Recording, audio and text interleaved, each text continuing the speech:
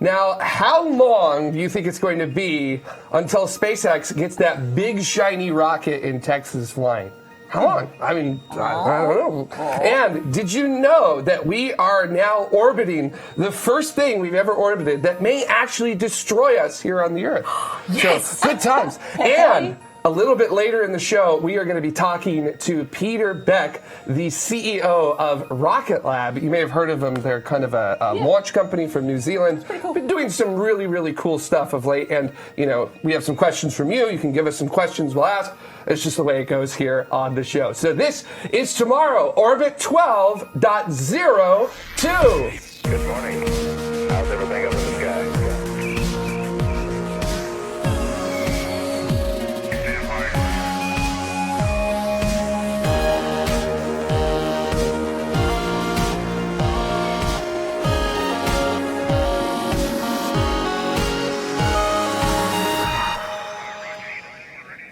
Hey, and welcome back to the Observation Lounge here at Station 204. So glad to have you all here today. And my name is Jared. I'm going to be your host for the show. And right next to me, I've got the wonderful, the lovely, the talented, the not my wife, Carrie Ann Higginbotham, one of our favorite people here on the show. And right next to us, we also have the wonderful, the talented, the amazing Sarah Vincent.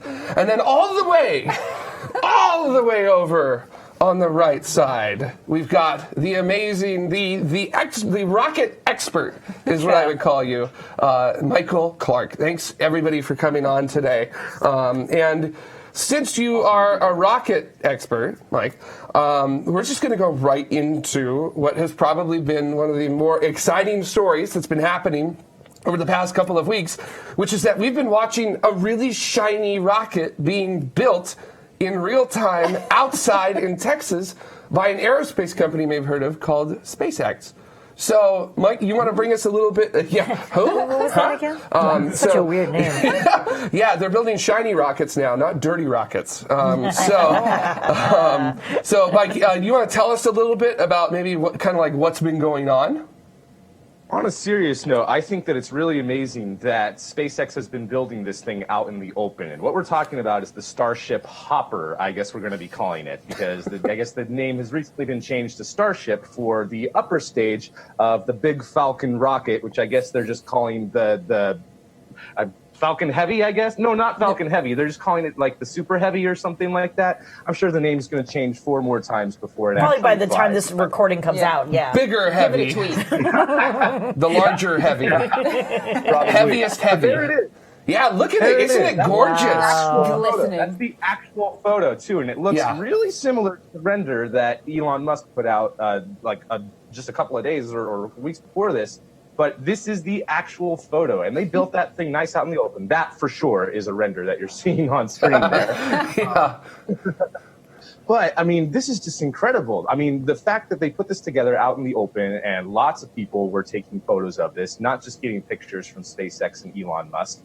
And this is really similar to the Grasshopper program. Back in the day, several years ago, while SpaceX was getting ready to start landing their Falcon 9 rockets, first they had a rocket that had landing legs on it that was not meant to have an upper stage or to ever really fly in space, but first to launch up, hover for a little while, and then come back down to a nice, slow, safe landing. And, oh man, some of the renders that people have been putting together on the internet, like this one right look here, at that. it's just incredible. That just looks awesome. Which Flash Gordon episode is this from? Wow. No idea. Well, I just figured they were going to paint it red and white like classic Disneyland any second here. Yeah, TWA Moonliner. Yeah, Moonliner. That's totally what that reminds me of. And Sarah, you were joking before the show that Pan Am is going to buy a few of these as well. Yes! That'd be amazing. It's really entertaining to say the least. I'll buy tickets. So, yeah, me too. So I am not wearing a stewardess outfit. So yeah, no, it's fine. So we'll figure out how to make it work. So, but yeah, this is really exciting because this means that they're moving forward, and I will at least say, from my point of view, they are moving forward a lot faster than I was expecting SpaceX to go with this testing program. Worried about your bet? Yes, I am worried a little bit You about said my 1 bet. kilometer, but I think it was actually 100 meters. Not So, What was yes, it, Ben? in case you wanted to know, about a Stupid year bet. ago, myself and Ben made a bet, and it is in a tweet, so it is public. This is true. Which I said that SpaceX will not fly their test vehicle for whatever they were going to do, because nobody really knew what it was at that Sure. time. But I said test flights above, I think it was 100 meters, weren't going to occur until after the end of 2019. Ben said no, and what do we have? Is it a dollar bet or? It doesn't matter. Always starts as $1. Yeah, Right, so and we by have a the end dollar of the year, bet, it's always so. a stake bet anyway, so Yeah, it's fine. so, Don't turn vegan between here and there. So if it does fly, I actually at this point it looks like I'm probably going to be giving Ben $1 Yeah. very soon. That's so, okay. Has Mike gotten his dollar yet? I don't know. No, we need to coordinate that. I on know, air I haven't. sometime. Yeah, that'll happen. Yeah, Send it to him in the mail. For those of you who don't know, we always like to make bets between each other. And last year, Ben and Mike made a bet. Mike said that China would launch more rockets. Ben said the United States would launch more rockets. China won, so Ben owes Mike $1 with that there, and we'll find out who will own $1 or who will owe who $1 sometime this year. Astro YYZ in the chat room says it's the ultimate cliche rocket shape a la 1950s sci-fi. Yeah. Tickle Yeah. Stuff says shopper, which I think is a great way to coordinate those. Is like, ooh, shiny. Lur is actually asking, why is the skin riveted? And then Astro YYZ kind of follows that up with, what material will the spacebound rocket be made out of? Well, I think it's just riveted because they're just doing the simplest construction that they Yeah. can for this. How they got it so quick. Yeah, it's a prototype, Yeah. so they're not worried about like having things like 100% as it should be. It's a shape test, Yes. not a surface test. This one's yeah. never going to fly in space. This one's never going to fly in space. It's just going to be for their hopper test. So I don't think they really care so much whether or not it has like the best type of structural integrity, enough to be able to do these hopping and landing tests. But anything beyond that, I don't think really matters. Yeah, However, there's quite a bit of if you've been following Elon Musk on Twitter, there was quite a bit of questions and changes over the material that they're going to be using. And I believe now the plan is to use reinforced titanium as the material for it. All right, because I had heard stainless steel was what was going to be used. Now it's reinforced titanium. So, so we're just going to put a I could be whole. wrong. Whatever It might be shiniest? stainless steel still. We're I gonna could be just wrong. Yeah, whatever shiniest. Glitter rocket. Glitter rocket. Yes! Glitter rocket. Oh, that was so Glitter rocket. easy. No, guys. I'm totally wrong. You're right, Jared. It is stainless steel. I is don't know it? where I'm getting. Oh, okay. I don't I know mean- where I'm getting the reinforced titanium from. It's Honestly- definitely stainless. Honestly, it's literally just been like a whole bunch of materials put on the wall and then darts are being thrown. You know, that's I kind thought of it how was it's been. gold pressed So- platinum. Yeah. Gold pressed. No. We could put glitter on it and use the glitter as ablative material, maybe. So, just a suggestion. Imagine Wow. that meteor shower behind That'd be it. beautiful. It'd Right? be wonderful. It'd be Yeah, we need to do environmental tests because you know that stuff is going to get everywhere. yeah. There is a biodegradable glitter. There is. You make a gelatin and then you put a sort of metallic food coloring substance on top of the gelatin, and it looks like glitter, feels like glitter, tastes like glitter. Nope. Aha! You can eat it. Wow. Excellent. Makes your poop glitter. Today I learned. Right? So, Just throw out says it's unobtainium, actually. Which I think then also means that we can drill to the core Core. with that. if I'm not wrong. No, right? oh my gosh. You know what? If Bezos can drill a hole, so can SpaceX. I Oh think my that's God. perfectly. I'm sorry, Mike, you were saying. When do you guys think this will start flying, though? When do you think they'll start doing hopping tests with this thing?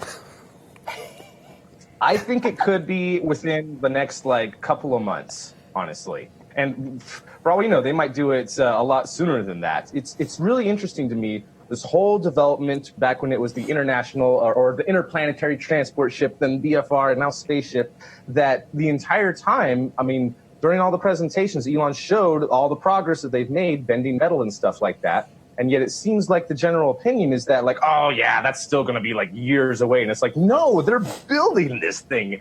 And here we see the test prototype is constructed. And I don't know what left they need to do before they can start doing test flights with this thing. But I mean, they have made a lot of progress on this giant, super heavy rocket and spaceship that they're planning on doing. So I think that we're going to start seeing flights of at least the Hopper in the next couple of months. I will throw July out there is when I think it's going to start flying. I think I'm pretty confident I'm going to lose my own bet, which is fine with me. I don't have a problem losing bets like this. So I'd much rather lose bets like this than be right about something that would delay the progress of something amazing. So. Seki in the chat room, which I think is a joke, but I mean, Seki says tomorrow. So yeah, we're going to do it tomorrow. There's definitely that. Which I think is kind of funny. And Jazz Throwout says weeks, not months. Ooh. So I don't know if Jazz Throwout was willing to put $1 down on that one. Maybe we can just see what's going on there. All I know is that whenever it flies, it's going to take a couple days to put all the footage together, which during that couple of days, Blue Origin's going to come out with a video with the first flight of New Glenn. So this is probably, you know what, you're probably right. Happen. So that would be amazing. That would be amazing. It's already happened. So, and I think, at least in terms of like looking at the schedule and stuff like that with it, there's a lot of skepticism about it just because there's been a lot of sort of, I don't want to call it promises, but sort of like, yes, we're going to fly this now, like Falcon Heavy. Yeah, it's going to fly in 2011. And it only took them 7 years to get it to fly. And I mean, amazing as it was, it did take quite a long time, and there was a heck of a lot of delays going into it because it turns out rockets a little bit harder than most people expect them to be. But also, so it is rocket science. It is rocket science. But there are engines already attached to this test vehicle, if I remember correctly, right, Mike? Yeah, it's a different type of I believe. From the information that I've seen, it's a different type of Raptor engine that is basically modified for sea level instead of being like the upper stage version that they've been working on. So this is going to be the testing out the Raptor engines, and I'm really impressed by this. It makes me wonder though whether this will be really similar to the Grasshopper program where they only had like 3 engines that were actually functional on that thing. So. As far as the engine's concerned, that might already be set up. So without getting any more internal information from SpaceX, that's all we got to go off of. Yeah, and I'm really interested to see sort of the flight profiles that they end up flying with this, because that'll kind of tell us what they're testing. Define flight profile for me. Flight profile, like other than up and then down. What am I not understanding? I want to see like diverts and other things, because there were a couple Grasshopper flights that did like go up, hard divert, and then come back. Like translate, right? Yeah, translate. Go across the ground, travel a distance, maybe because there's a larger test. Actually, I don't know how big the test, let me go back on that. I don't know how big the test area is down there in Texas, which if I remember correctly, they're testing it in the Brownsville site down in Texas. Or what's it called? It starts with a B. Boca Chica? Boca Chica, yes, thank you. Oh my gosh, here I am today. I don't know how big that site is compared to McGregor, where the Grasshopper tests were done at. So, I hope bigger. The vehicles looks bigger. Yeah, and I know that if I recall correctly, they have a license to fly up to 5 kilometers above ground level there. And I think at McGregor they were limited to, I want to say, 2 kilometers.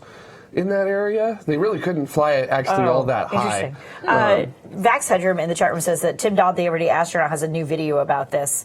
So that's really cool. Yeah, check it out. I happen to be wearing a Tim Dodd, the Everyday Astronaut t-shirt. I You got do. it for Christmas, and it looks absolutely fabulous on me. Thank you for asking. Fantastic. Vax Headroom also says, I think it will lift off before 1st of March 2019. Wow. So I don't know. I don't know if Vax is willing to put $1 bet on that or not. And then Davis404 from YouTube says, y'all need to catch up. Elon says 3 to 7 weeks. Okay. Looks like we're not as optimistic as both the internet and the guy writing the checks. Yeah. So, holy moly. Okay.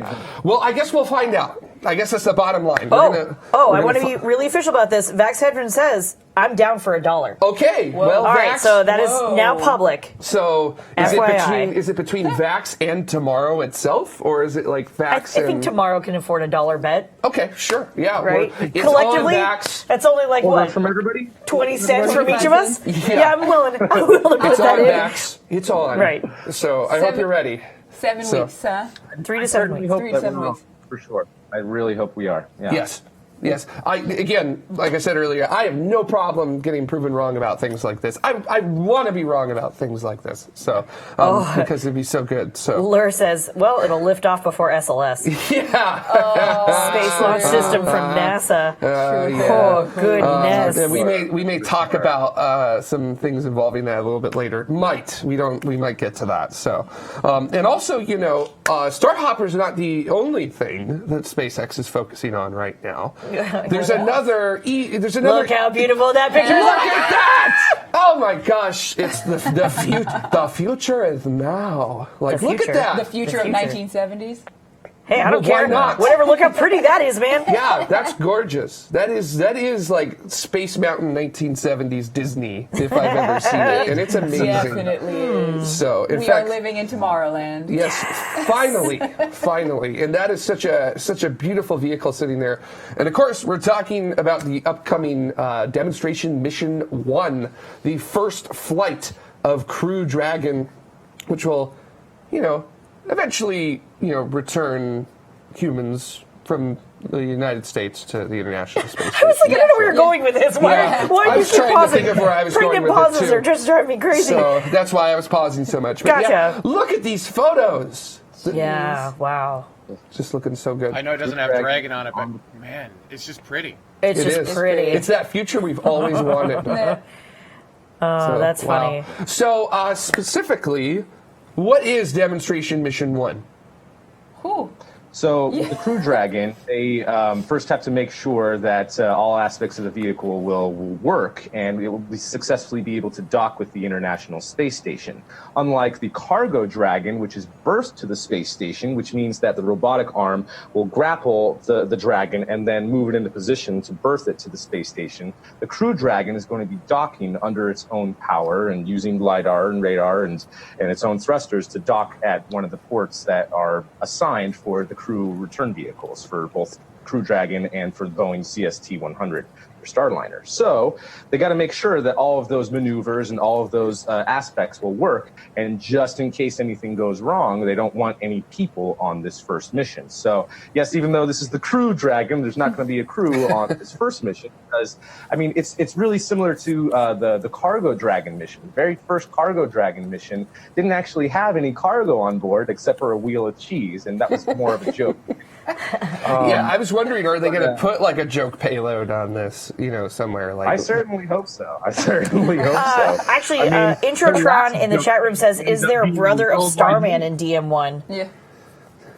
a brother That would of be amazing. Starman. Or they could, Yeah. prank the other space company and steal Mannequin Skywalker. Lord, if you want your mannequin back, you got to go up to the space station and get it. Yeah. Gosh. And what was is it Simon that's currently on the International Space Station? Yes. Oh my gosh, that little AI ball, thing. the companion sphere. Right, the companion sphere. Like, he needs a friend, doesn't he? I was watching videos of Simon the other day with Alexander Gerst interacting with it, and it was so funny because at one point Simon gets indignant at him. You know, What? it's literally like, "Please do not do that." And, Yeah, and it's Alexander super was 2001 "Oh, Space okay." Odyssey of please do not touch me in that way. Yeah, Like that I kind was of thing. You're like, "Whoa." little red light coming on, So, freaking out. uh-oh. Here it comes. Sorry, Dave.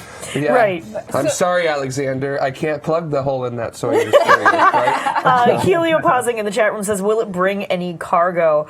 Yeah, I don't know. Yeah, I don't know how to I'm direct that to. unaware if there's a manifest for what may be on it. Yeah, I don't know. Yeah, I think because it's a test mission, probably not. So, yeah, I don't think so. I don't think they're going to want to risk anything with that. So. I've got a question. So I had heard that there was sort of a self-imposed checklist. They had to have launched that specific setup, the Block 5, 7 times before they were crew eligible. Is that the case? And have they completed that? Can they, if they want, if this works, they can put people on it now? I guess is what I'm saying. I don't know. Have they their self-imposed checklist, like so many, like, you know, loyalty cards? Is that self-imposed or is that NASA imposed? That's what I don't know. I think that's NASA imposed. NASA I'm pretty sure imposed? that's NASA imposed. And because the Falcon 9 Block 5 is technically a new rocket. I mean, it's the same rocket that has upgrades on it, so it's a different rocket. Right. That's why they had to do that. And I don't know if 7 brand new Falcon 9 Block 5s have flown at this point or not. I think so, but I'm not sure. I bet the community can. Well, either way, I mean, like, if that's a NASA imposed thing, then NASA wouldn't be willing to put their own astronauts on it, right? Yeah. So, I mean, I guess DM1 is not flying astronauts. right, DM1 is not flying astronauts, but like by then, like by DM2, in theory, right? Yeah. Because otherwise NASA wouldn't go, right? Yes, that would be the way that it would work.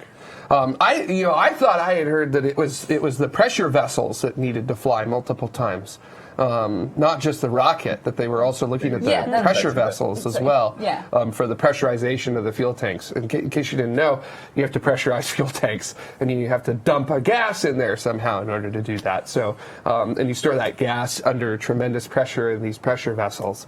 So. Raj Lathura, I hit the wrong cut. There you go. Dragon 2, DM1, and the walkway look amazing. Oh, yeah. I don't know if I thought somebody else had brought it up in the chat room, good. But I didn't actually see. There was a joking, like a photoshopped height requirement. You must be this tall to ride. Yeah, So, that I love that. I wish I could bring it up. Garrett Reisman was like, oh, maybe that's why I wasn't chosen for that. That I was astronaut Garrett Reisman. Yeah, that made He went me to the laugh. space station, right? Garrett Reisman? Yes. 132. He was 125, I want to say, as well. Oh, okay. I was trying to figure out whether he had flown on a Soyuz or not, which would explain why he would be short. I think it was, I So- think it was both. Not to diss Garrett or anything like that. So just tall people can't fly on Soyuz. So Yeah, I can't. I was just going to ask. So I'm too tall. You really can't. So- There's a height limitation on. Actually, you know what? I take that back. Better oxygen.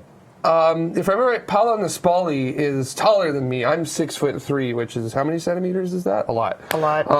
He went on so- a mission. 200 He was and STS something. 123 and 124 and 132.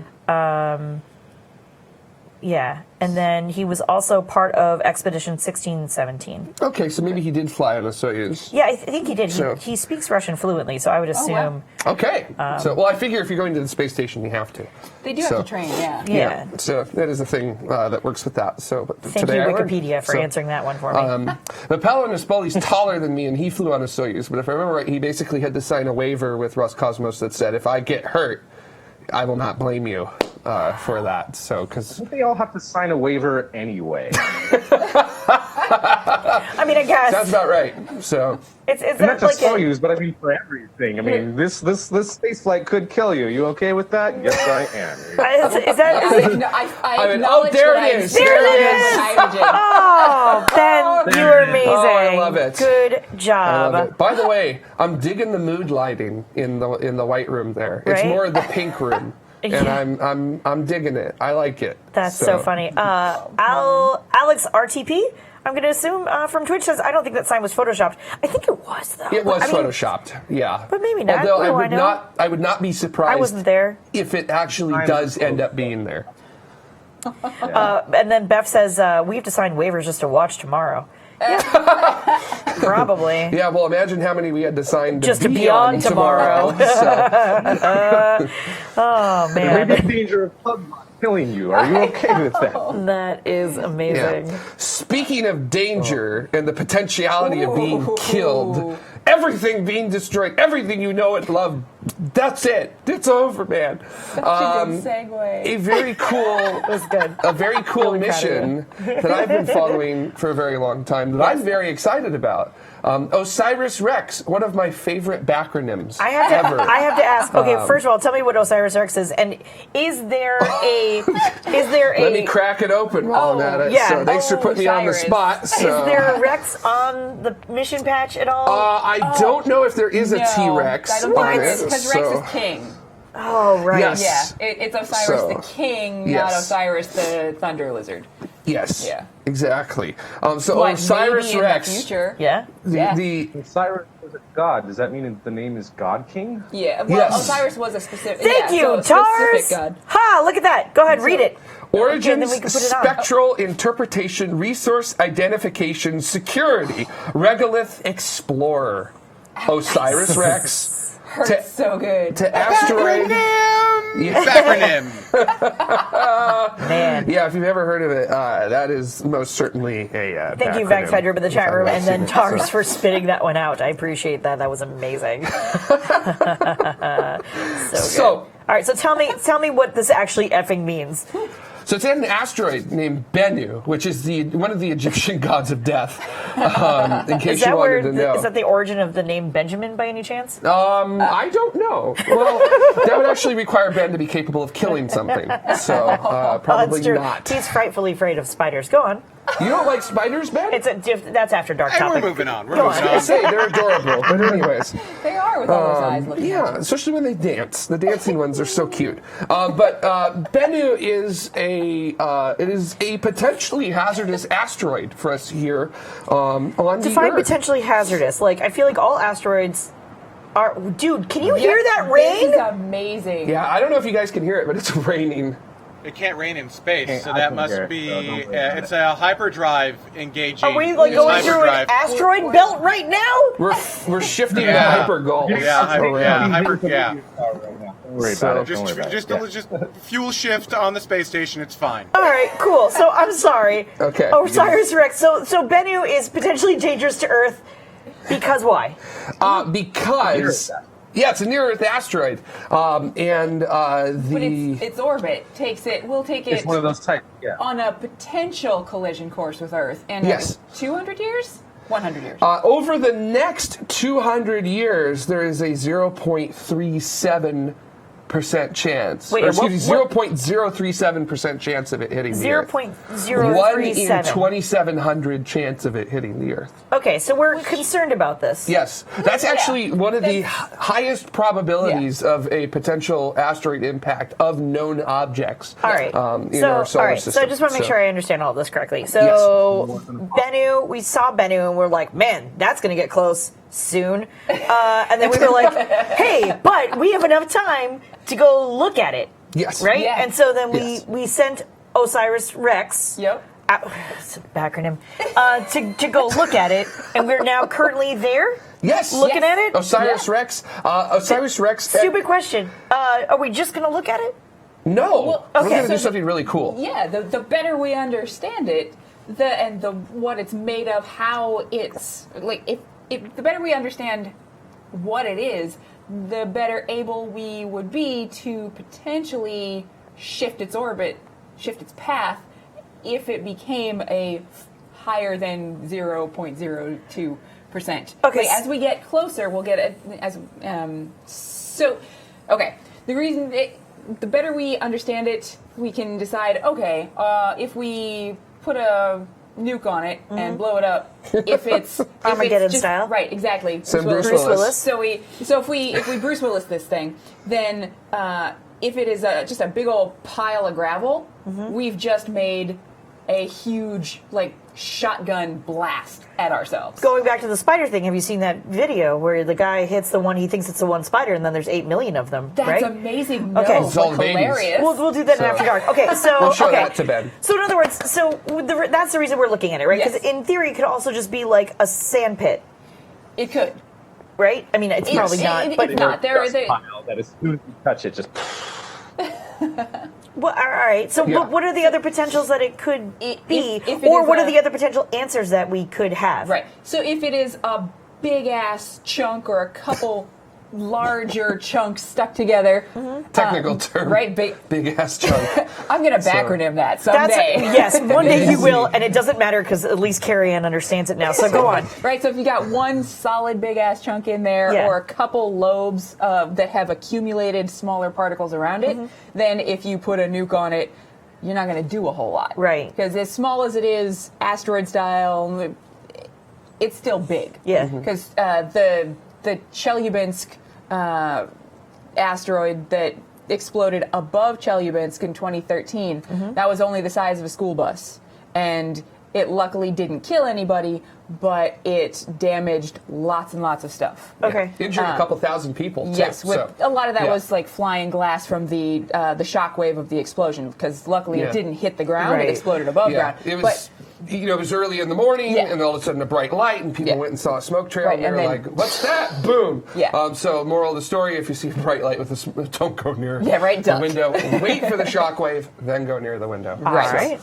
So if it is like a solid chunk, then we could potentially say anchor solar sails to it and use the sun's energy to deviate its orbit just a little bit to prevent it from impacting us. Or we could anchor a rocket engine to it and just nudge it a little bit. Okay. So, but if it's a big old pile of gravel, that's not an option. Mike, I'm sorry, what was Ed had it? a really, Mike had a really good one. We can even do a gravity tractor maneuver where back when Yep. they were doing the asteroid redirect mission, a satellite would come and grab a boulder off of the asteroid to increase the mass of the spacecraft, and then the spacecraft would enter into like a halo orbit where it would be in this orbit above it, and what it would do is slowly pull the asteroid whatever direction we want it to go to. It's a very, very slow process. Right. It's a very cheap process to redirect an asteroid if Right. you need to.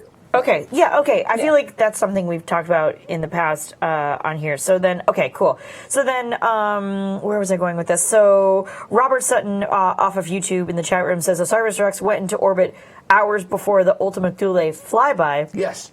So that says to me that it also was, what am I trying to say? It launched before?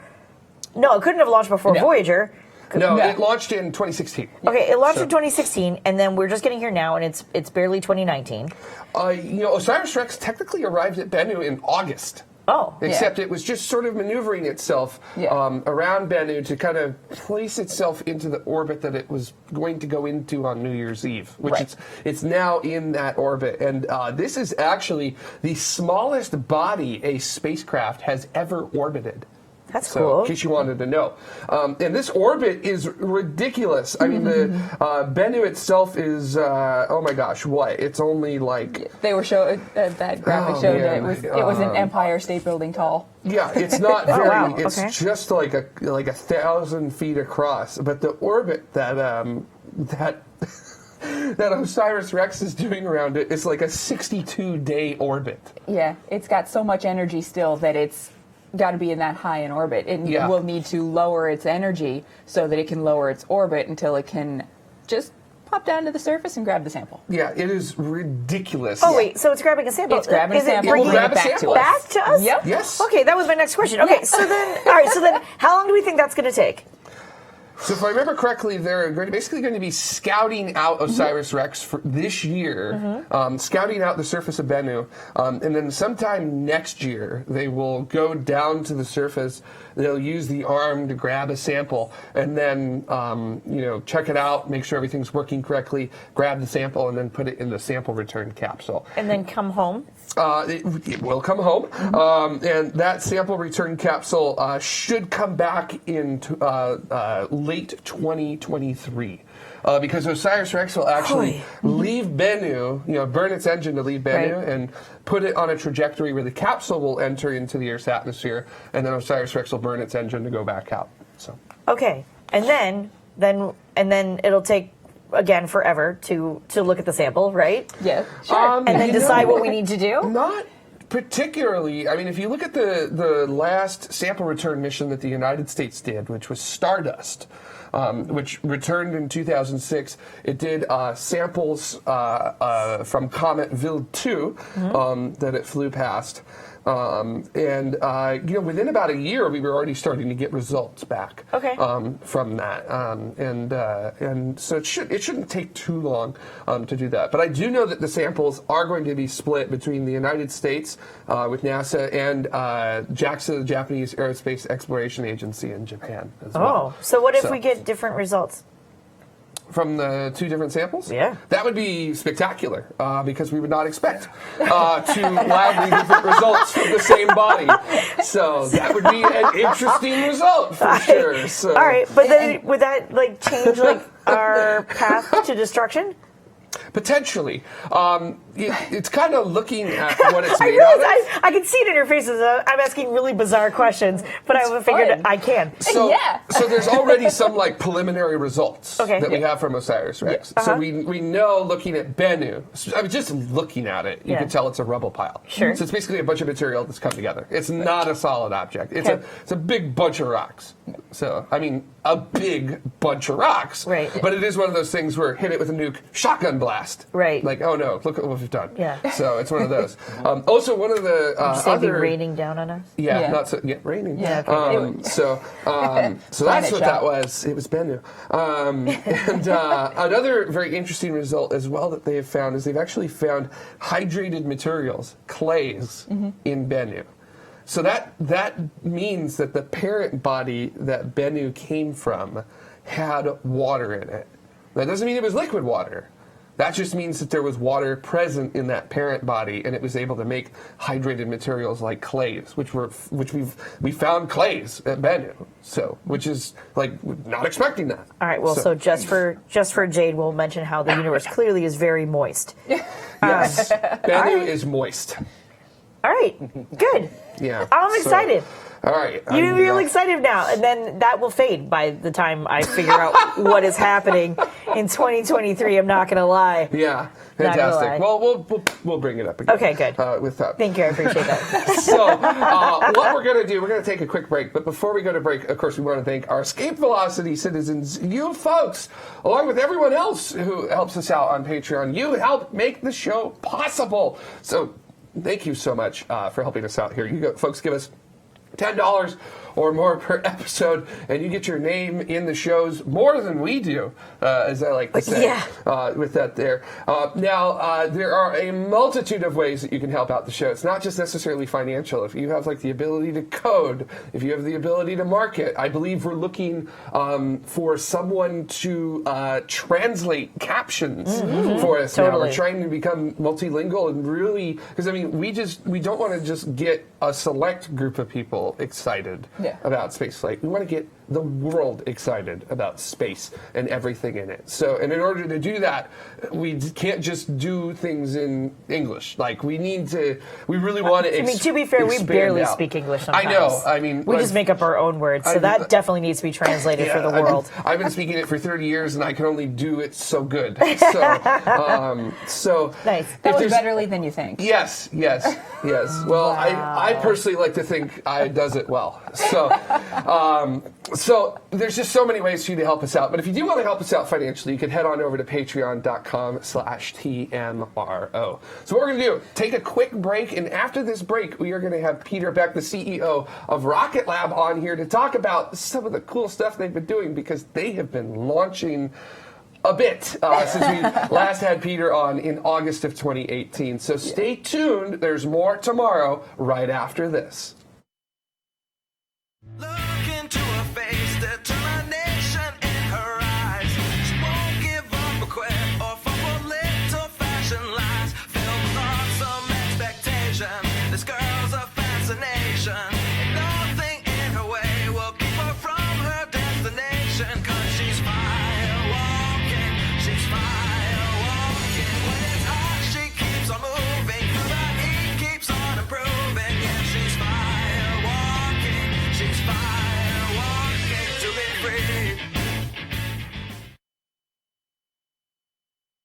And AOS to make Ben happy. So very, very good. So good. Welcome back, everybody, to our observation lounge here at Station 204. And guess what? we have got one of our favorite people Totally. back here on the show, Yes. sitting right next to. Oh, that was amazing. Oh my gosh, yes. So everybody, we have Peter Beck, the CEO of Rocket Lab, on here. Once again, thank you so much, Peter, for coming back on. My absolute pleasure. Yeah, it's so great. And I mean, you guys have had a lot going on since we last talked to you in August. Yes. So why don't you just start off by giving us a little bit of a summary as to what you did in the latter half of 2018? Well, I think after we last spoke, we built a new factory down in New Zealand, so we got that built and opened, and with new mission control. We started a new launch pad in Wallops Island, sorted a launch site for the US pad, and then settled on Wallops and started building that. Went to orbit a couple of times. And Yeah, just casually. Casually, yeah. Just as you do. we were to orbit a couple of times. So And I think we finished out 2018 with 24 spacecraft on orbit, which was a good year. That's for us. awesome. excellent. Yeah, that is fantastic. And overall, Rocket Lab did 3 launches in Yep. 2018. Yep. And all of them sort of becoming progressively more and more complex in what you were accomplishing with them. Yeah, absolutely. So, I mean, the first one, 2018, was the first time we debuted the kick stage. And then, the last 2 were 5 weeks apart. So we wanted to end the year at a launch cadence of around about 1 a month, and we achieved that. And the final launch of the year was for NASA, which was a wonderful launch to do, obviously. And there was 13 spacecraft on board there. It was quite complicated orbital manoeuvring for the kick stage, because every spacecraft we would reorientate the stage, deploy it, reorientate the stage, and deploy it. Like you see some of these rideshare missions where they just kind of, like throw gravel out, which is spacecraft, and everyone, there's just Yeah, kinda spacecraft like that. tumbling out like gravel, and that's not cool. So every time we deployed a spacecraft with that kick stage, we're able to orientate it and then carefully and accurately insert. And that was really cool, that flight, because after we'd finished the last deployment of the spacecraft, we had all the state vectors to NASA within 20 minutes. And they're Wow. I don't think anybody thought they were going to actually, be able to use those state vectors to contact the spacecraft, but I think it was about another 10 minutes and they had contact with the spacecraft. Yeah, and I was unaware that you guys were actually orienting the upper stage in order to deploy them specifically. Because you're right, most of the time when you see footage of those things getting deployed out of like P-pods and other stuff like that, it's just woo, there it goes. But you guys so you're able to kind of just isolate it and actually like give it like a good release so that there's not much movement on it. Well, that's the beauty of the kick stage, is we're able to just insert so accurately. So we go up there and, with the second stage, we put the second stage into a transfer orbit, an elliptical transfer orbit. Then we separate off the kick stage, and it's got its own propulsion and comms and everything. And then we circularize and trim that orbit. So we inserted to with an accuracy of 1.4 kilometres and 0.003 of a degree inclination or something like that. So super, super accurate. Trim the orbit just beautifully, and then we're able to deploy the spacecraft, exactly, without any kind of possibility of any recontact. Wow, that is fantastic. Yeah, and most people will say they don't care about that. Until you give them the state vectors and they just look up and there's their spacecraft and they go, oh, this is really good. That's amazing. So, we're here at the beginning of 2019. What does 2019 look like for Rocket Lab? That's a big year for us this year. So another one's just about to head down to the pad. So we'll fly probably again in February, early February, something like that. And then government shutdown's a little bit of a hassle. And then pretty much the rest of the year we're trying to hit a 1 a month cadence. There'll probably be a break in the middle of the year. We'll do maybe a few little block upgrades, but pretty much this year it's pretty much 1 a month. For Gotcha. us. So is this year sort of like we're officially going operational? Like Totally. I mean, we're there. I've sat on so many panels at conferences where everybody says, well, one day we're going to have regular, reliable access for small satellites, and it's like, right, okay, it's done. It's just done. Here it is. It's done. Yeah. Yeah, it's like here it is, Yep. because here I am, Yep. right? So, Well, I don't know about that, but I mean, it's so finally it's here, and which is it's huge for the industry because now you can, there's a monthly launch cadence, and it's finally here. nice. So, Carrie, I just kind of want to go to the chat room and see if anybody's got any, if So- our viewers have anything to ask. Yes, although you already answered a whole lot of things. So Lur in the chat room said, how many launches are you planning for 2019? Yep. Well, we'll try at 12 or more. Perfect. Okay. Dollar bet on. Just Oh, kidding. wow. No, no, no. I'm just kidding. I'm just kidding.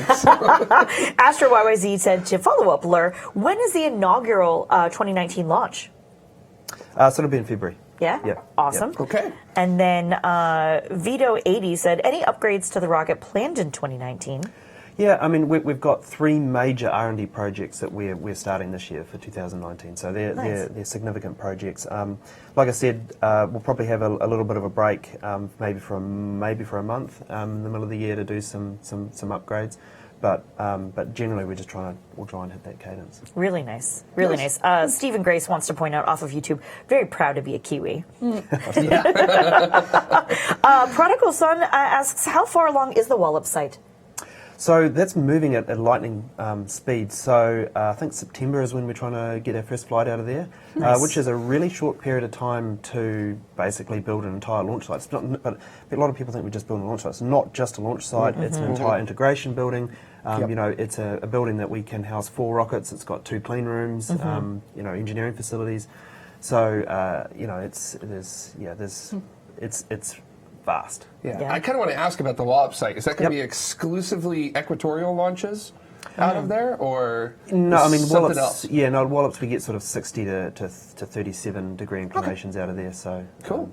Yep. Really nice. Off of Twitter, I don't know I can pronounce this. Sweel the Long Boy? That's the I guess. one. That's Thank you. I my appreciate guess. that. So- Says, does Peter Beck still have his old rocket bike? It's one of the most Kerbal things I've ever heard of and speaks volumes about him. I'm not sure what that says about me, to be honest, but I didn't even know you had a rocket bike. yeah. And so that was one of the first decent sized rockets that I'd built, and Wait, it was a rocket bike? Holy crap! Oh Wait, my what is happening gosh. right now? Yeah. Holy Are you smokes! serious? yeah, that's it there. Yeah. What's it? What was it propelled by? Well, it's so basically those two pressure vessels between the legs there. Yeah. They were superheated steam. So Okay. if you take water and you superheat it high enough, then you get a nice phase change through the throat. And the Nice. ISP is rubbish. It's like 37 seconds of ISP. It's rubbish ISP. That's amazing. But though. I mean, if you're gonna put a rocket either side of your legs, you want it as safe as you can go. Yeah, So, typically. So, did you have like a Del Val nozzle and everything? yeah. So Oh, like yeah. the whole shot. Oh, my gosh. Well, you need to get that phase change to occur at the right place. Gotcha. Wow. Holy smokes. That is it's a heck of a hobby, I tell you. So. I personally have so many questions about that, but There's nothing quite like it because please tell me more because I'm fascinated right now. So there's very few people in the world have had the experience of actually riding rocket-propelled vehicles. And the unique thing about rocket-powered vehicles is that normally with a motorbike there's that instantaneous time when you shift a gear or something like that. Yeah. Where there's a little lapse in the acceleration, and as you go faster, you get more wind resistance, and the acceleration sort of starts to slow down. Sure. Rocket bike, it's weird because firstly, when you're starting, where you're pointed is where you go. So if you're over there, it's just. So you better be pointed down the road correctly. Yeah, I mean it's a thrust propelled vehicle. It's a little bit different. But the really cool thing is, as you're going through the burn, the more and more G you feel as you go, because you're depleting all the propellant load, Yeah, right? you're losing weight. And it's more effective than, if it's slippery enough, it's more effective than the air resistance. So you start off and it's like, oh, this is good, and it just gets better and better and better and better. It's good. That is amazing. Oh man! Do you still have it though? Yeah, I do. Yeah, of course. Yeah. Do you still ride it? No. I don't think my Keyman insurance covers rocket bikes. Yeah. Do you just like have it sitting in your house and like people come over? Yeah, and it's they're strung like, up in the garage. They're like, "What is that?" It's It's my rocket bike. Yeah. So, Well, wait, do the kids question that at all? Actually, I've got to deal with my son because he's desperate to ride it. And I've told him he's got to be 18 because he's old enough to make your own decisions, apparently. I love it. Out of your insurance, is that what you're saying? Yeah, so. Amazing. But there wasn't just rocket bikes, there was rocket scooters, rocket packs. There's a number of... Rocket packs. Yeah. Yep. There was a number of rocket-propelled devices during a period of about 2 years before I met my wife. So how many? That's amazing. So how many rockets would you say you personally have built yourself? Oh, I have no idea. Like double digits, like over 10, or? Oh, yeah. Okay, there you go. Wow. I mean, it's all I since high school, that's all I've done. Gotcha. All Wow. right. There you go. So Can we expect to see rocket packs in the Rocket Lab store sometime? Yeah. Better than a flamethrower, right? Much. So it's Much, not a not gonna lie. rocket pack. So Actually, a rocket pack. Ah, there you go. There's a even funny better. story with the rocket pack because Yeah. it was a strap-on pack. It wasn't for going up; it was for going along. Okay. So it was a multi-use kind of thing, as skateboards. Would and you wear like whatever. rollerblades or something with it? And Yeah, there's actually a photo on the internet there somewhere of me on rollerblades. But the issue was that I never learned to rollerblade before I used the rocket pack. Oh my goodness. So the first time I ever rollerbladed was with a rocket pack. No. Oh no. That must have been a heck of an experience. I've been wasting my life, is didn't- what I'm didn't- realizing right now. Yeah, it didn't go how I'd planned, put it that way. Oh, okay. But you're okay. Yeah. So, yeah. I mean, it's- everything is carefully thought through. I mean, I'd always have the right safety equipment and all sorts of stuff. Amazing. Absolutely. What kind of safety equipment can you have for Knee a pads. rocket? Like A helmet. I mean, I'm sure helmet, but A helmet. I would imagine At Jake least. like Flame gear. landing on Mars bubble pack. Fireproof suit. Yeah. Fireproof suit's nice. Prodigal Son Okay. says Peter Beck is the Stig. Yes, yes. We figured it out. There we go. There we Oh go. man, So- Do we have any other questions from our chat I mean, room? at so present? many. I mean, now that we've unleashed the gates. So many. I think I'm damaging my reputation here. No, this is absolutely amazing. No, I gotta say it's Galvanizing. going up. So Goodness gracious. I don't even know where to start. So it's been mentioned the green propellant. Yep. So there's a couple of questions here. So Raj Lathura wants to say, how efficient is the green propellant? So this is in the Curry kick stage. I mean, it's I think in monopropellant mode, it's like 160 seconds of ISP, and bipropellant, 240 seconds of ISP. Okay. pretty good. So it's reasonable, but Yeah. for us it's more about the ease of handling, because we do a late integration of the Curry kick stage. So we do our wet dress, we do absolutely everything, payload, and the last thing we do is put on the kick stage propulsion module. Gotcha. I think Mike, you had a question you wanted to ask over there. Yeah, except I Right. can't hear So, him at yeah. all. Is it the same? Is it the same propellant that is used for the thrusters on it as the main engine on the Curry kick stage? No, the thrusters are all cold gas. Okay. Okay, go. very interesting. There was actually another question from the chat room that was asking something that I really love about your guys' live streams is the launch animation that you guys do when you're doing the satellite deployments. Will we ever get to see real footage of those deployments? Because we have seen the real footage of the payload shroud deploying. So are we ever going to actually see the real footage of that, or just the animations? Either way, the animations are beautiful. Don't stop doing that. Yeah. So I guess we have good S-band telemetry on the second stage, but on the kick stage, it's a very very stripped down kind of thing because it's all mass on orbit at that point. So we have very low data stream telemetry rate on the kick stage, which we are in fact upgrading. So we'll have a higher resolution. Whether or not we end up live streaming it, I'm not sure. Maybe if it's good enough, we will. But at the moment, it's not good enough, so we probably wouldn't. Nice. Very, very cool. Frida from actually off of our community forum, so community.tmr.tv, says, what was the most unexpected barrier you experienced to succeeding with Rocket Lab, and how did you overcome those barriers to transform Rocket Lab into the success that it is? Oh, I mean, a space company is one just big barrier. Yeah. It's just like concrete reinforced the whole time. So I mean, regulatory is huge. I think a lot of people underestimate the regulatory part of it. I mean, I often say that Rocket Lab is a third the rocket, a third regulatory, and a third infrastructure. You know, we had to build launch sites, tracking stations all around the world. Then all the regulatory, create space agencies and regulatory frameworks, and there's just so many. I don't think the most unexpected.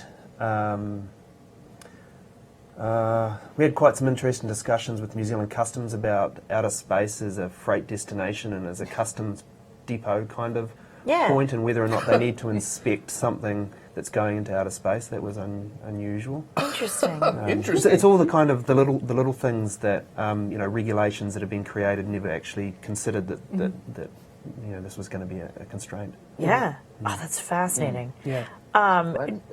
Just just for your own better mindset, Green Jim 2 says that Peter's reputation has been damaged. It just got massively better. Just, for your own sake on that one. Mike, did you have something else you were asking? Speaking of regulations, there was quite a few questions, both on the community forum and on Twitter. Kind of something that we do here on Tomorrow is we've been counting Rocket Lab launches, all the launches last year. We counted towards the United States. As we run down and track all of the launches through the year, we can be like, China has this many, United States this many, Russia this many. In your opinion, or maybe you can settle this for us, is should Rocket Lab launches be considered United States launches since you're a United States company, or should they count for New Zealand? I want to count them for New Zealand. But what do you think? Well, yeah, that's a conflicted question too. So technically speaking, they're all United States. You know, the vehicle flies under a US flag. It's an FAA licensed launch vehicle. We're a US company. It's considered absolutely a US launch vehicle. It's 51%, 51. It's over 51% by cost a US launch vehicle. So in every respect of the word, it's a US launch vehicle. But it is launched out of New Zealand. So I think we just share it. Nice. Yeah, I feel like that one launch minute we did where we very subtly had over that 60-second period covering I think it was it's business time. Yeah. We actually had the American flag slowly transition into the New Zealand flag over 60 seconds. With love. And I don't think a lot of people actually caught it, so go back and rewatch that with it. And I kind of want to ask you, because you guys did a very rapid turnaround at the end of the year. 5 weeks between your launch. What were some of the big hurdles that you had to overcome in order to make that happen? Well, I mean, that's what we've been planning for a long time, and it's sort of the time we spent earlier in the year working on that motor controller issue actually really geared us up to be able to do that. Because we built that new factory, and then we upgraded all the launch range, and really got a lot of the commercial operations in sync and ready to go. So that was really good. So I mean, there's a lot of things we had to kind of to do to enable that. Just crew readiness and launch turnarounds and pad refurbs. Not that we needed to do too much there, but just all the checkouts and everything. So a lot of automation. It takes a lot to do that, by the way. Way more than we thought, because it's not just take a rocket, ship it down to the pad, and good to go. There's a tremendous amount of pre-flight checkouts on the vehicle and pre-flight checkouts on the launch pad, and it was a big deal. Yeah, I think in general people really underestimate ground support equipment, GSE, and everything you have to do with that. Yeah. There's times where you look at it and it's just as, if not more complicated than the rocket itself. There's a huge infrastructure there. Yeah. And we haven't heard anything about the payloads you're going to be flying in 2019. Is there anything you can tell us about, and like any cool stuff you guys have? Yeah, there's lots of cool stuff. I mean, generally what we've decided to do is we'll just announce the payloads, no specific time, but a few weeks before we actually go and fly.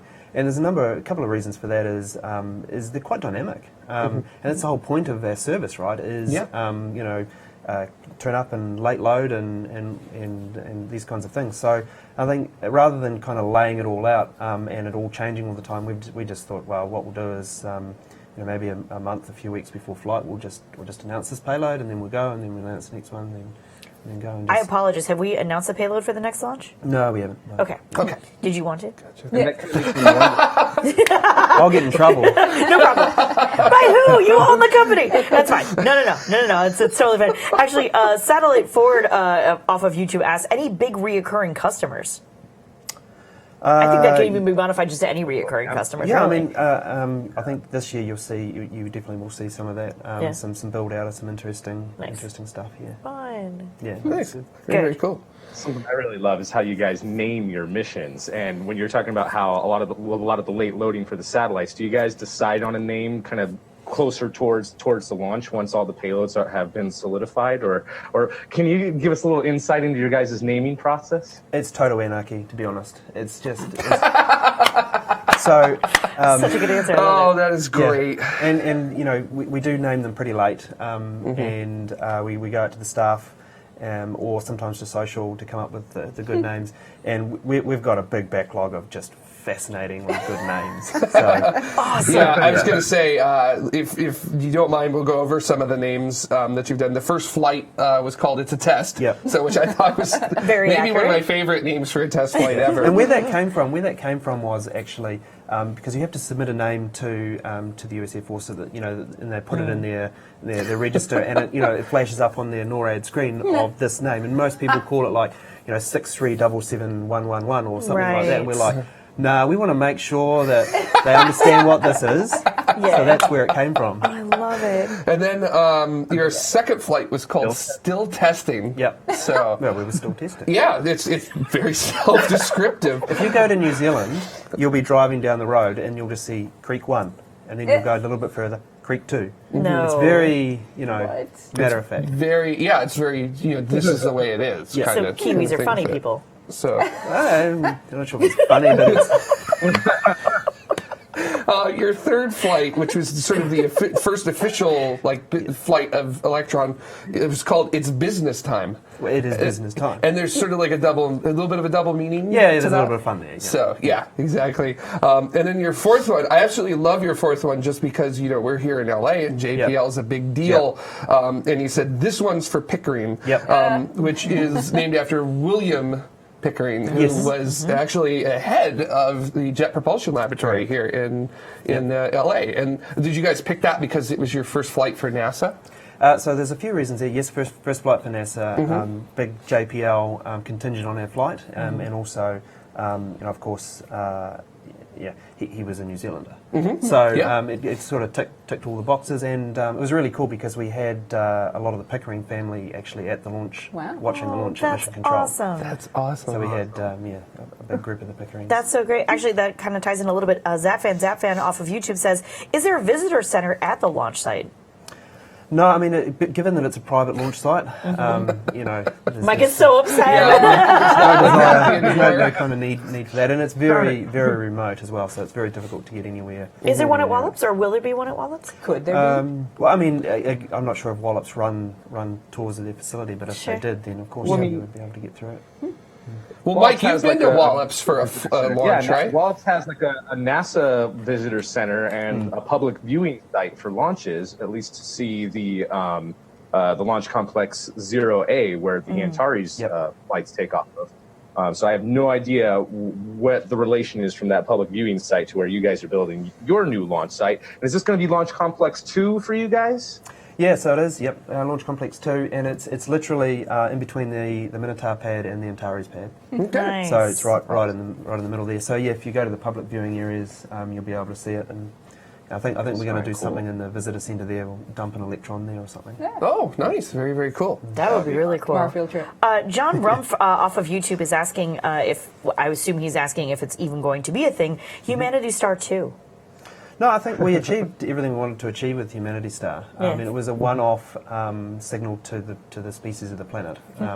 Not everybody loved it, that's for sure. Sure. But the message was one that I was very passionate about and wanted to get across, and some people got it, some people didn't. But it opened up a very interesting debate about the use of space, which I think was useful anyway. Yeah, 1,000% on that. And I kind of want to bring up something with you, which I'm sure you guys get asked a lot about, which is the R word, reusability. And sort of, if I remember correctly, Electron Elon does not have reusability built into it. Nope. Was there a strategic reason for deciding to forego reusability with it? Well, reusability comes with its own penalties, right? You know, it's if you want to do a propulsive landing, it's a huge propellant load dedicated to that, and some things scale and some things don't. I mean, you know, the great example is a pressure transducer example. So, you know, if you've got a big rocket, a pressure transducer is you know the size of a matchbox. If you've got a little rocket, a pressure transducer is the size of a matchbox. So it doesn't. There's a lot of kind of things that become very hard on a small launch vehicle because you still need the same number of pressure transducers. So it doesn't scale well to try and at least do propulsive recovery. Gotcha. Yeah. Very challenging. Because I mean, I always see, especially on Twitter, people are always like, "Well, why aren't small launchers considering reusability and other things?" And it's just, it just sounds like mass penalty. Essentially, is what it is. But I mean, we do something which we believe is much more important, which is sustainable use of space. So you know, the reason why we have the kick stage is, you know, I've always said I want to put the most amount of stuff in orbit. But I don't want to be the guy that has put the most amount of junk in orbit. That's not what I want to go down in history for. So That's a question I too have the whole about your upper stage. kind of point of the you know the kick stage is, you know, the second stage goes into transfer orbit.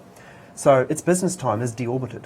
So its business time second stage deorbited just, you know, a day plus or minus of New Year's for 2019. Yeah. So Gotcha. we left nothing behind. The kick stage.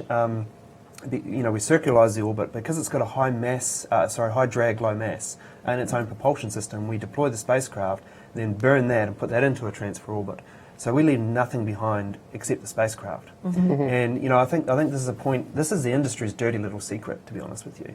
You know, because you know, lifetime on orbit is kind of a mass drag relationship. So when you take a whole second stage, which is a fraction of a percent, you know, the payload is a fraction of a percent of the mass of the total system. You know, you put your second stage in orbit, it outlives your spacecraft by a long, long time.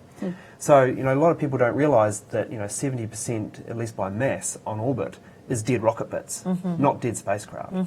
So, you know, the whole point of the kick stage and what we're doing is we leave nothing behind except the spacecraft, which is the way it should be. And I'm surprised, you know, I think maybe in the future it becomes a lot more mandated. I think that will be required. Yeah. And what about like non-propulsive recovery? Are there just so many variables involved in that it's just sort of something that is just not worth the time to put in for it? Yeah, I mean, I think you can see with Elon and the fairings, it's proving to be tricky, right? Yeah. It's not an easy thing to catch. Yeah. But such an opportunity to have wacky names on other ships and things. Yeah, that's true. There's a couple of questions in the chat room, all based towards this sort of thing. Robert Allen asks, what are the chances of me getting my hobby project launched? You know, a couple of people asking for those sorts of things. You know, you're a relatively small launcher, launching relatively small things. What do you have to say to something like that? Yeah, I mean, I think we're going to do a ride share every quarter. Yeah.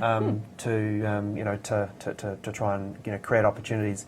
You know, although, you know, times are booming right now within the industry, we want to make sure that we can feed a pipeline of new kind of startups and new opportunities.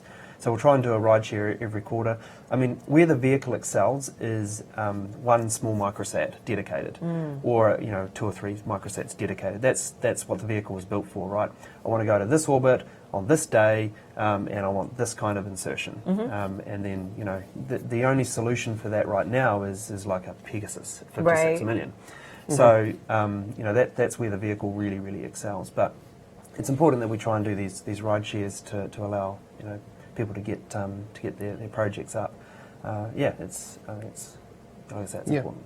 That's awesome. And we see that there's a lot of, there is a lot of launches in 2019, but there also does seem to be like a little bit of a drop-off down into 2020. Is that something that's kind of on the horizon with everybody, or do you see that the small sats, like it's going to really actually open up with that? Because I know with at least large-scale launchers, there is 2020 is like an absolute. I don't want to say that it tanks, but basically it dies in 2020. Yeah. That's because everybody's building small spacecraft now. Yeah, no, I mean we see the opposite. So, in 2020, we're trying to, we'll be transitioning from one a month. Well, by the end of this year, we want to be transition to one every 2 weeks. That's the goal by the end of this year. Gotcha. And then in 2020, get to one a week to support the demand. So we see the opposite. Nice. Very, very cool. Really, really nice. Yeah. I kind of wanted to ask, too, about the decision to use carbon composite materials, because a lot of people, very big names before Rocket Lab, like NASA and others, tried to do this, but completely failed. Fell on their face, bloody nose, failed. So what was your decision to go with that? And then what do you think made yourselves so much more successful than everyone else at that? Yeah, it's hard. There's no argument there. I mean, that's probably, apart from the Rutherford, the biggest R&D project that we did. I guess for me, naturally, my background is in advanced composite material structures. I worked at a government lab on that.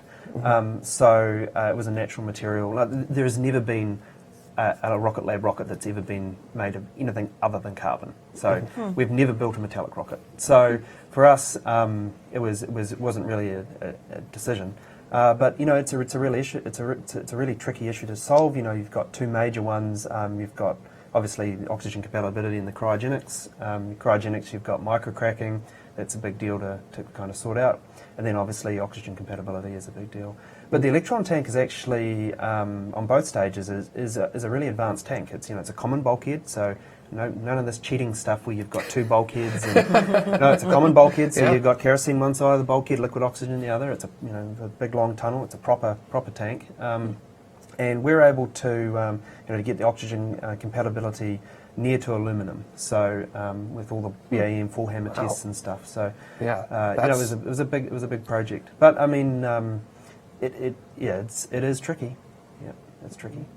Luke Van Hout, I believe, S. Van Hout off of YouTube says, what do you expect Rocket Lab to be at the end of this year, 2019? Any goals that you're working towards? Yeah, so I mean, we'd like to be at one launch every 2 weeks by the end of 2019, and just continue the number one thing, I guess, is just continue the the reliable and accurate insertion of the spacecraft. There's a lot of space launch vehicles coming online and coming through the tubes, I guess, but they're very much focused on just chucking stuff up and we see tremendous amount of risks being taken and no consideration given to good stewardness of space, like no consideration to deorbiting and making sure you're not leaving a mess up there, and no consideration to accuracies and things like that. So for us, it's just maintain that absolute level of reliability and dedication to what we believe in. Johnny Spacer asked, kind of along those lines, does Rocket Lab have any new launch vehicles or other vehicles on the drawing board? We're not building a bigger rocket. Say that every time. No, but we do have 3 major R&D programs, and we'll be talking about those later during the year. And I think they'll surprise a few people. Nice. And to kind of jump on what Johnny Spacer said a little bit, you guys have any long-term goals? And I'm talking like not just like 5 years from now. I'm talking like 10, 20, 50 years from now. That's a long time. Well, do you guys have any goals that go that far out? Yeah, I mean, I think getting to orbit and doing it kind of semi-regular and reliably is important. And I've always said that the biggest thing we can do, not just for space, quite frankly, but for the planet, is to just provide that regular and reliable launch to space over and over and over again, and get the prices and the frequency way up. I think that opens up far more for everybody down on the planet than a particular aspirational project. And I kind of want to ask this too, because questions like this always interest me, especially because I do engineering and that's fascinating, but also to me, for some reason, the business aspect of everything's fascinating, and the formulation and the development, and then the company actually coming to be. Knowing what you know now, where you're at now, is there anything that you would change coming up through what you've, the lessons you've learned? Is there something that you look at and you go, man, really should not have done that? Or is there something that you look at and you go, we should have got all in on that. Rocket bikes. So- I can answer that for you. Yeah, I was going to say, Obviously, too. rocket bikes, more rocket bikes. Yeah. So I don't want this to sound an arrogant answer because it's not. But I wouldn't change anything for the pure reason that often you learn more from your mistakes than you do from your successes. Sure. And I think if you went back and analysed, there's a ton of stuff that we did really bad, ton of poor decisions and stuff, but they actually ended up creating something great. So, and I'm a believer of that as a person as well. I mean, life shouldn't be easy; it should be tough. Because that's what ultimately shapes you into a better person. If it's all just plain sailing all the time, then you'll end up kind of weird. I think you need that punch in the teeth every few months to really ground you. Yeah, no, sort it's of beautiful. sort of the failure is critical to success. It really is. Kind of idea. It absolutely Yeah. really is. I think it's really important. Yeah, very cool. If I can, a lot of us have big dreams and we don't go for them. How did you just get it together? Was there anything in your life that happened that you just said, I can do this and I'm going to? No, I mean I think anybody can. It just takes a decision and work. That's all it takes. And that I truly believe that is once the hardest thing is just deciding that this is what I'm going to do. And then the rest is just work. And as long as you're prepared to not sleep, then you're golden. Got it. That's my downfall. Yeah. And Well, sir, if you need a swift kick in the teeth, I'm available. Thank you. And then we just get that started for you. No sleep Something- and masochism. Right. The key to success. something that really stood out to me from the last interview where we talked was where you talked about the preparation that you did. Yeah. When you were going to VCs and everything, you weren't doing what people typically do, which is where you come in with a PowerPoint and a selling point. You said you came in with hardware. Yep. Like you were like, this is what we're making. Yep. Yeah. And if you want to get on board to make it, come on board. Yep. So, and that to me really separates Rocket Lab from other companies in this industry that have done that. So, that you guys don't talk about it. You do it and talk about it at the same time. Exactly right. So, Yeah, no, that's always been my philosophy right throughout life. Is it's very easy to talk about something, and I think if you're going to talk about something, then you need to absolutely do it. And sometimes things get in the road, so you're better to kind of do it or get near to doing it, and then talk about it. I mean, we weren't going to announce the kick stage for a very long time. Then we realised there's lots of smart people in the world, and all of a sudden, the forums are pointing out that we have multiple articles in different orbits. So we had to explain our way out of that one. yeah, that would be quite tough. Yeah. So, Magic. okay. Never thought about that. It's a unicorn Math, that we put up smoke there. bomb. So, Yeah. it's a unicorn, clearly. So, with that. So, Amazing. I was going to say, is there anything else from folks in the chat room that we can maybe pull? A lot of things are people wanting to know, like, if you're hiring, are you hiring yes. outside of the No, U.S.? we're Are you hiring. hiring, like, Please. how do we work Everybody for you, Peter? come What's work going for on? us. No, please. We definitely are, and that's that's one of our throttles, quite frankly, is talent. So hiring in the US, hiring in New Zealand. But the bar is high, and we make no apologies for the bar to be extremely high. Yeah, absolutely. You have to be at the top of your game, and you need to make a difference, and work hard, and we'd love to have you. Yeah. Beyond that, what are some other critical qualities that you look for in a person that wants to work for Rocket Lab? Not asking for a friend. Well, just I mean, if there's people, people are Are clearly, mohawks okay? We need, I this mean, is critical. We need to know. people are legitimately interested. I mean, you've caused a stir in the industry. Passionate people. I mean, I will employ a passionate person with a C grade over a lazy person with an A grade any day. So we just look for people who are incredibly passionate, incredibly smart, and who want to make a difference. Very cool. Amazing. Yeah. So Awesome. Anything else from anyone here? If you guys want to ask anything, because I mean, this is once again just another incredible time having you come Awesome. on. Oh, Peter. this is always these are the most fun interviews ever. So yeah, and it's been super exciting, like watching the things we talked about in last August, like actually happen, and I'm super excited to see what you guys end up doing in 2019. Yeah, Ben has never been so happy to lose that dollar bet. Yeah, it Were you was. guys betting against me? I mean, no. Well, no. Obviously not. I need a cut of this dollar. If that's the case. I said you would not be able to launch twice after I said that one of those launches would slip to 2019. Well, I'm coming in there to get my dollar. It was a steak dinner bet, not a dollar. Oh, it's even better. Yeah, it built up to a steak dinner. Yeah. I'd prefer the dollar because then I can frame it and just put it in the boardroom. Maybe you can sign it. I think This would be I will amazing. gladly give you the dollar for that exact thing. That would be amazing. Yeah, just sign it. Amazing. Oh my gosh. That's so beautiful. Perfect. Don't you be betting against me again? That's the thing. This is so true. Oh my man. gosh. Oh, that's boy. so good. All right, so today we've learned to never bet against New Zealand. So, Obviously. very, very good. So, Peter, anything else you want to talk about before we wrap up and go into After Dark? Or No, I mean, I just thank everybody for their support during the year. I mean, it's really Everyone great. but Ben. yes, Yeah, Yeah. I didn't get Yeah. so much support there, but no, it's really great that we've got just the most incredible team there, and they work so hard and they achieve incredible things, and it's always great to see such positive and nice comments from people. It really does feed the team, so it's wonderful. Awesome.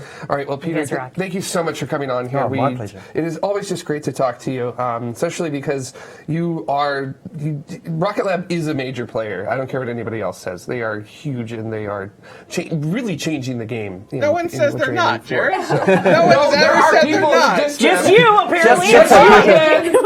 Just you. So I gotta account for that because it's sitting 15 feet away from me. He's trying to make up for it now, He isn't he? is. Absolutely. working? And we're actually on that note of, Yes. of pounding Ben into the ground. We are going to wrap up the show. And we're going to wrap up the show by thanking all of our citizens. Of course, we have our Escape Velocity citizens who give us $10 or more per episode. But wait, there's more. That's right. We have our Orbital citizens as well. You folks give us $5 or more per episode.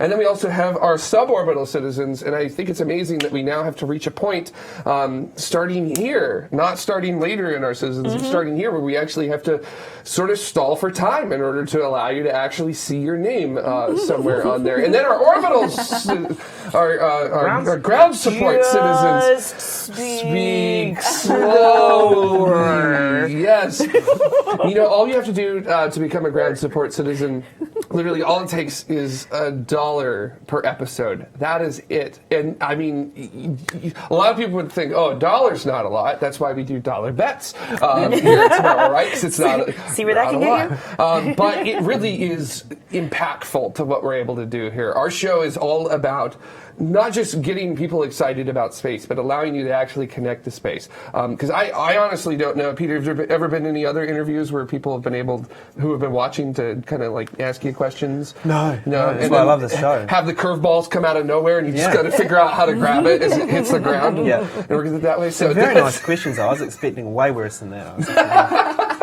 Yeah, You so- know, I might have been picking and choosing. It's fine.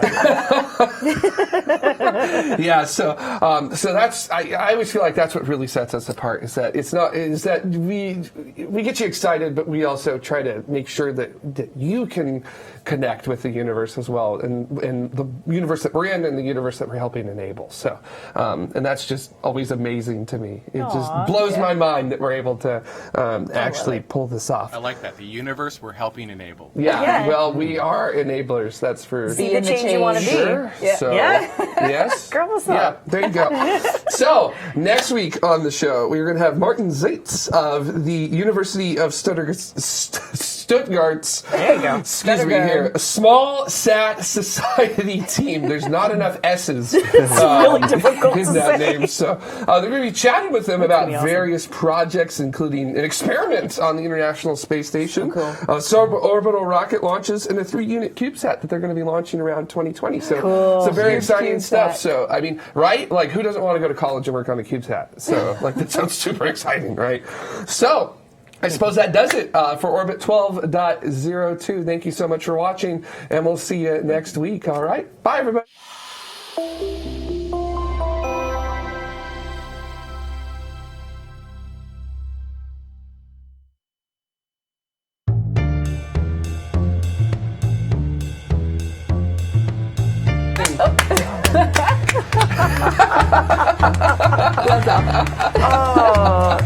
So many people thanking you for coming back on. Yeah. So No, many my compliments pleasure. in the chat room. Really, almost too many. There's thanks a million, Peter, and Peter's great, and everybody. Really, thank you. Oh, This my is pleasure. awesome having you back, as it were. Yes. No, anytime. This is fun. Yeah. Yeah. Good. Which technically your third time on the show, actually. Yes, that's So, correct. yeah. Yeah. Well, many people But were this like, is way better to do it in person. yeah, Right? Oh yeah, we agree. a lot more Yeah. fun. Oh, yeah. So, yeah. Yeah. Absolutely. We got to get that dollar going. we That's need- got to we be need a- on we there. need a photo Hang of that on, hang dollar. All right, here we go. Hey, Yeah, I have a dollar. Ben, do you have a dollar? he's coming. I do. He's coming. So I'd like to know when this bet was made because there's some inflation.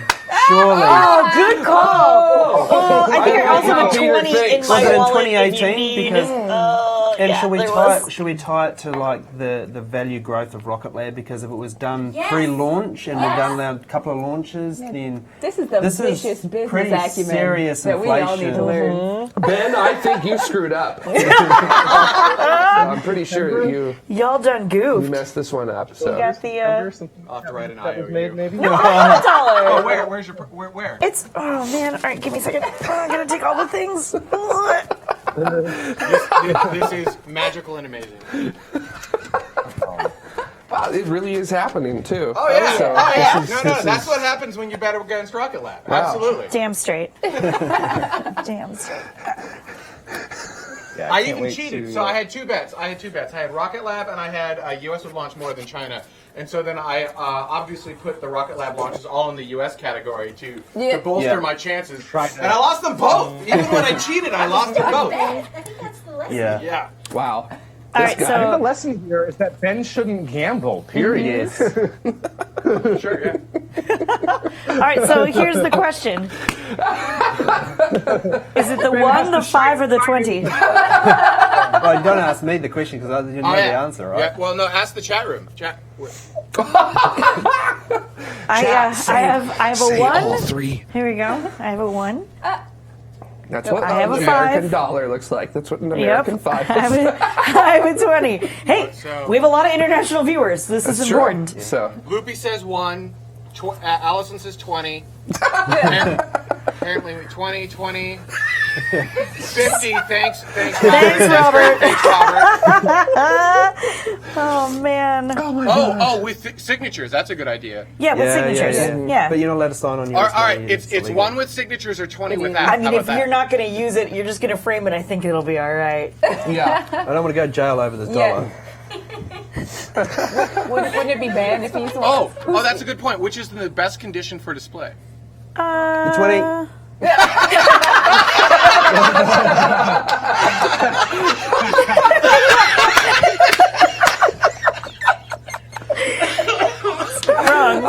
We have lots. Oh my god. All right, I think that does it. I think it's the 20. The 20 is the one that wins. The 20 is the one that wins. And Ben, you gotta sign it. I was wrong. Sharpie's good. Oh, you grab one. Sure. This is magical television right here is what this Many is. colors. So is Ben signing? Yeah, I like what you said, Mike. Yeah, well, Ben's Ben, going to I sign have it. to sign it. I was wrong. Yes. Yeah. All right. I got to do it on air. You also have to write on it dollar bet. $1. I was wrong. On a 20. You just I was wrong will do. Yeah, Give me this. This is how it all ends up. Yeah. Here, I'll just sign it on this. Okay, that's not what he meant, but yeah. That's great. No, amazing. that's amazing too. All right, this is basically only useful for. that. Yeah. right, what color? Fine. I don't know. Let's see here. Isn't it illegal to deface U.S. I don't know what you're currency? talking about. It's not currency anymore. Once you sign it, it's fine. All right. Yeah. Says every single restaurant that ever displays their first dollar. Like, let's be fair. Front or back? It depends. Yeah, front. That's the way he's going to display it. Just don't write over the dude. Yeah. Dude. I was wrong. Wow. Okay, we were all silent, so we can grab that audio and start using it throughout shows from now on. Thank you. $20 given to Rocket Lab for me being wrong. By the way, best $20 I've ever lost. But super awesome to be wrong on that one. I will frame this and I'll send you a photo. That would be great. Oh my god, I'm excited for that. That will absolutely air on the air. Did you want to sign it as tomorrow as well? Oh yeah, we should do. Yeah. Hang on. TMR. Oh man, there you go. Beautiful. Anyway. Thank you. That's so awesome. You're right. That was actually really good condition. Not gonna lie. Are we good? Oh yeah. Let's let Peter go. Amazing. All right, so much. Yeah. Show. Thank you. everyone, that was magical. Yeah, I honestly don't feel like That After Dark isn't going to get any better than that. Yeah. So We'll just stop at the peak of the Thank you, mountain guys. there. So, bye everybody. So we'll see you later. So. Oh man, this is why you watch live.